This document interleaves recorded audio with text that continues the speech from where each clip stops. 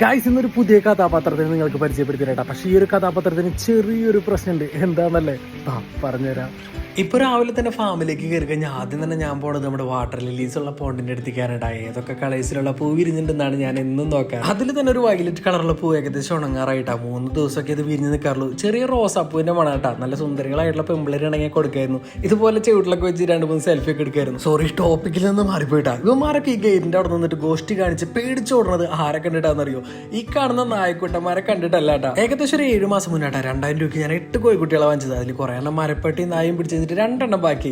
അതിലൊരാളാണ് നമ്മുടെ ഈ കാണുന്ന ഗിരിരാജ്. പക്ഷെ നമ്മുടെ ഇന്നത്തെ മെയിൻ ക്യാരക്ടർ ഇവളല്ല കേട്ടാ, നമ്മുടെ ഗിരിരാജനാണ്. മുതിർന്ന ആൾക്കാരെ പറന്നു കൊത്തലും കുഞ്ഞി പിള്ളേരെ ഓടിച്ചിട്ട് ചാടിക്കൊത്തലാട്ടാ ഇവന്റെ മെയിൻ ഹോബി. ഇവിടുത്തെ നായക്കുട്ടികൾ ഒന്നും ചെയ്യില്ലെങ്കിലും ഗിരിരാജനെ അറിയണ ആരും നമ്മുടെ ഗേറ്റ് കടന്നിട്ട് വീടിനുള്ളിലേക്ക് വരാറില്ല. അതുകൊണ്ട് തന്നെ നമ്മുടെ നായക്കുട്ടികളുടെ മെയിൻ ശത്രു നമ്മുടെ ഗിരിരാജനായിരുന്നു. പക്ഷെ ഞാൻ മുന്നേ പറഞ്ഞല്ലോ, നമ്മുടെ കഥാപാത്രം ഗിരിരാജന് ചെറിയൊരു കുഴപ്പമുണ്ട്. കാരണം ഗിരിരാജൻ ഇപ്പോ ജീവിച്ചിരിക്കണില്ല. ഇന്നലെ രാത്രി മരപ്പെട്ടി പിടിച്ചു ഗൈസ്. ഇപ്പൊ നമ്മുടെ മെയിൻ ശത്രു ഗിരിരാജൻ ഇല്ലാണ്ടായ സന്തോഷത്തിലാട്ടാ നമ്മുടെ നായ്ക്കുട്ടികൾ. വെറും സന്തോഷമല്ല, ഡബിൾ സന്തോഷമാണ്. കാരണം ഗിരിരാജനെ കറി വെച്ചിട്ട് അമ്മ ഇവന്മാർക്ക് എന്നെ കൊടുത്തത്.